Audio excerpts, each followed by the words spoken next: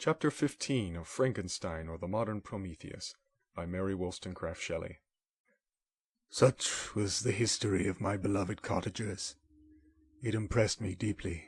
I learned, from the views of social life which it developed, to admire their virtues and to deprecate the vices of mankind.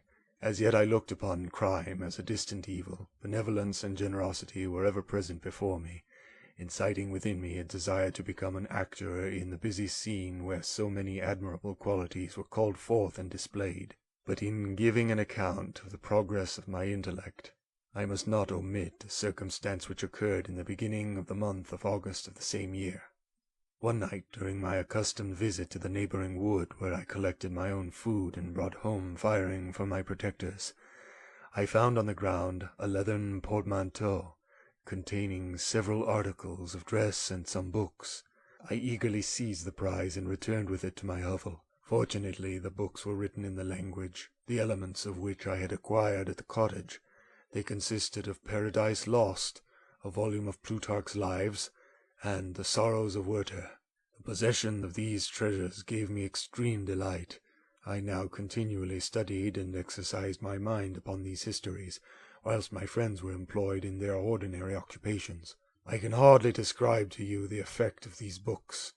They produced in me an infinity of new images and feelings that sometimes raised me to ecstasy, but more frequently sunk me into the lowest dejection.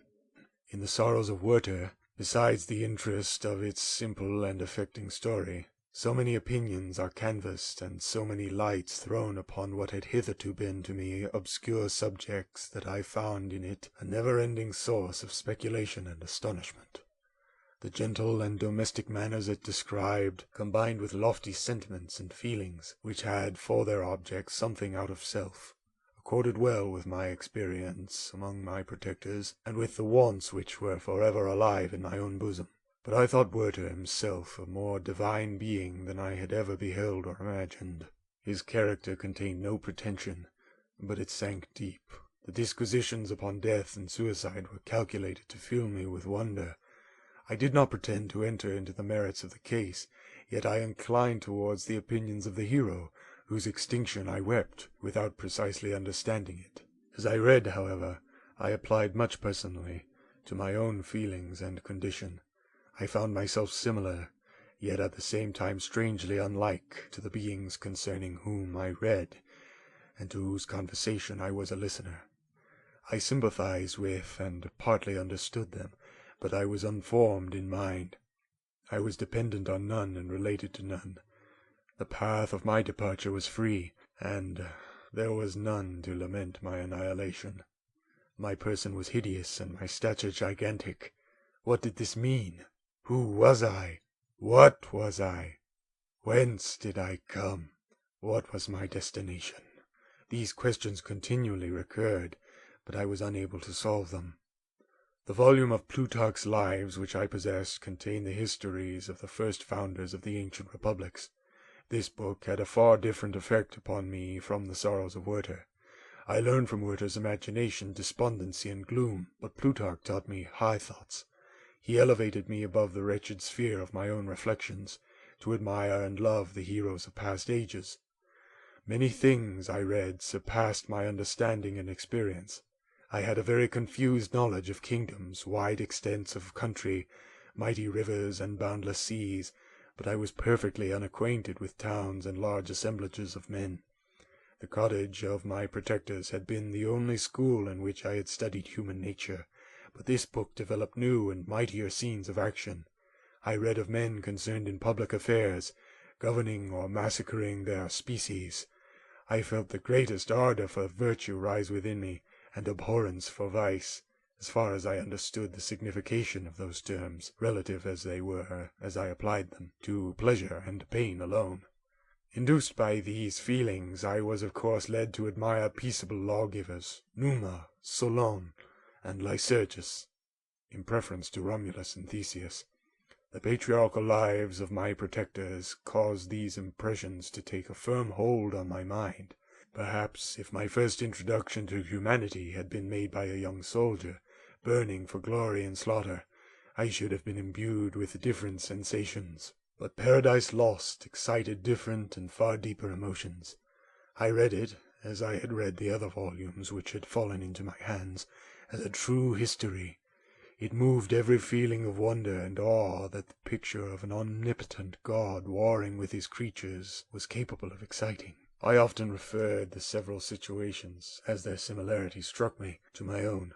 Like Adam, I was apparently united by no link to any other being in existence, but his state was far different from mine in every other respect. He had come forth from the hands of God, a perfect creature, happy and prosperous, guarded by the especial care of his Creator.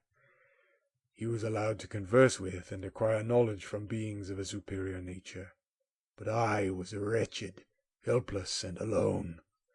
Many times I considered Satan as the fitter emblem of my condition, for often, like him, when I viewed the bliss of my protectors, the bitter gall of envy rose within me. Another circumstance strengthened and confirmed these feelings.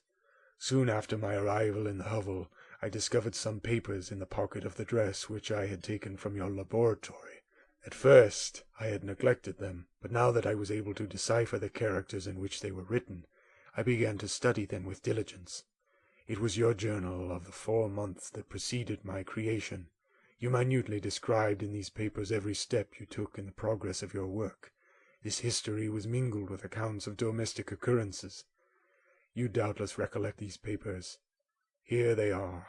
Everything is related in them which bears reference to my accursed origin. The whole detail of that series of disgusting circumstances which produced it is set in view. The minutest description of my odious and loathsome person is given, in language which painted your own horrors and rendered mine indelible. I sickened as I read. "Hateful day when I received life!" I exclaimed in agony. "Accursed Creator! Why did you form a monster so hideous that even you turned from me in disgust? God in pity made man beautiful and alluring after his own image, but my form is a filthy type of yours, more horrid even from the very resemblance. Satan had his companions, fellow devils, to admire and encourage him, but I am solitary and abhorred." These were the reflections of my hours of despondency and solitude. But when I contemplated the virtues of the cottagers, their amiable and benevolent dispositions, I persuaded myself that when they should become acquainted with my admiration of their virtues, they would compassionate me and overlook my personal deformity. Could they turn from their door one, however monstrous, who solicited their compassion and friendship? I resolved at least not to despair, but in every way to fit myself for an interview with them which would decide my fate. I postponed this attempt for some months longer, for the importance attached to its success inspired me with a dread lest I should fail. Besides, I found that my understanding improved so much with every day's experience that I was unwilling to commence this undertaking until a few more months should have added to my sagacity. Several changes in the meantime took place in the cottage. The presence of Safie diffused happiness among its inhabitants, and I also found that a greater degree of plenty resigned there. Felix and Agatha spent more time in amusement and conversation, and were assisted in their labors by servants. They did not appear rich, but they were contented and happy. Their feelings were serene and peaceful, while mine became every day more tumultuous. Increase of knowledge only discovered to me more clearly what a wretched outcast I was. I cherished hope, it is true, but it vanished when I beheld my person reflected in water or my shadow in the moonshine, even as that frail image, and that inconstant shade. I endeavored to crush these fears and to fortify myself for the trial which in a few months I resolved to undergo, and sometimes I allowed my thoughts, unchecked by reason, to ramble in the fields of paradise, and dared to fancy amiable and lovely creatures sympathizing with my feelings and cheering my gloom. Their angelic countenances breathed smiles of consolation. But it was all a dream. No Eve soothed my sorrows nor shared my thoughts. I was alone. I remembered Adam's supplication to his Creator, but where was mine? He had abandoned me, and in the bitterness of my heart I cursed him. Autumn thus passed. I saw with surprise and grief the leaves decay and fall, and nature again assume the barren and bleak appearance it had worn when I first beheld the woods and lovely moon. Yet I did not heed the bleakness of the weather. I was better fitted by my conformation for the endurance of cold than heat. But my chief delights were the sight of the flowers, the birds, and all the gay apparel of summer. When those deserted me, I turned with more attention towards the cottagers. Their happiness was not decreased by the absence of summer. They loved and sympathized with one another, and their joys, depending on each other, were not interrupted by the casualties that took place around them. The more I saw them, the greater became my desire to claim their protection and kindness. My heart yearned to be known and loved by these amiable creatures. To see their sweet looks directed towards me with affection was the utmost limit of my ambition. I dared not think that they would turn them from me with disdain and horror. The poor that stopped at the door were never driven away. I asked, it is true, for greater treasures than a little food or rest. I required kindness and sympathy, but I did not believe myself utterly unworthy of it. The winter advanced, and an entire revolution of the seasons had taken place since I awoke into life. My attention at this time was solely directed towards my plan of introducing myself into the cottage of my protectors. I revolved many projects, but that on which I finally fixed was to enter the dwelling when the blind old man should be alone. I had sagacity enough to discover that the unnatural hideousness of my person was the chief object of horror with those who had formerly beheld me. My voice, although harsh, had nothing terrible in it. I thought, therefore, that if in the absence of his children I could gain the good will and mediation of the old de Lacy, I might by his means be tolerated by my younger protectors. One day, when the sun shone on the red leaves that strewed the ground and diffused cheerfulness, although it denied warmth, Sophie, Agatha, and Felix departed on a long country walk, and the old man, at his own desire, was left alone in the cottage. When his children had departed, he took up his guitar and played several mournful but sweet airs, more sweet and mournful than I had ever heard him play before. At first his countenance was illuminated with pleasure, but as he continued, thoughtfulness and sadness succeeded. At length, laying aside the instrument, he sat absorbed in reflection. My heart beat quick. This was the hour and moment of trial which would decide my hopes or realize my fears. The servants were gone to a neighboring fair. All was silent in and around the cottage. It was an excellent opportunity. Yet when I proceeded to execute my plan, my limbs failed me, and I sank to the ground. Again I rose, and exerting all the firmness of which I was master, removed the planks which I had placed before my hovel to conceal my retreat. The fresh air revived me, and with renewed determination I approached the door of the cottage. I knocked. "Who is there?" said the old man. "Come in." I entered. "Pardon this intrusion," said I. "I am a traveller in want of a little rest. You would greatly oblige me if you would allow me to remain a few minutes before the fire." "Enter," said de Lacy, "and I will try in what manner I can to relieve your wants. But unfortunately my children are from home, and as I am blind, I am afraid I shall find it difficult to procure food for you." "Do not trouble yourself, my kind host. I have food. It is warmth and rest only that I need." I sat down, and a silence ensued. I knew that every minute was precious to me, yet I remained irresolute in what manner to commence the interview, when the old man addressed me. "By your language, stranger, I suppose you are my countrymen. Are you French?" "No, but I was educated by a French family, and understand that language only. I am now going to claim the protection of some friends, whom I sincerely love, and of whose favor I have some hopes." "Are they Germans?" "No, they are French. But let us change the subject. I am an unfortunate and deserted creature. I look around and have no relation or friend upon the earth. These amiable people to whom I go have never seen me and know little of me. I am full of fears, for if I fail there, I am an outcast in the world forever." "Do not despair. To be friendless is indeed to be unfortunate, but the hearts of men, when unprejudiced by any obvious self-interest, are full of brotherly love and charity. Rely therefore on your hopes, and if these friends are good and amiable, do not despair. They are kind. They are the most excellent creatures in the world, but unfortunately they are prejudiced against me. I have good dispositions, my life has been hitherto harmless, and in some degree beneficial, but a fatal prejudice clouds their eyes, and where they ought to see a feeling and a kind friend, they behold only a detestable monster. That is indeed unfortunate, but if you are really blameless, cannot you undeceive them? I am about to undertake that task, and it is on that account that I feel so many overwhelming terrors. I tenderly love these friends.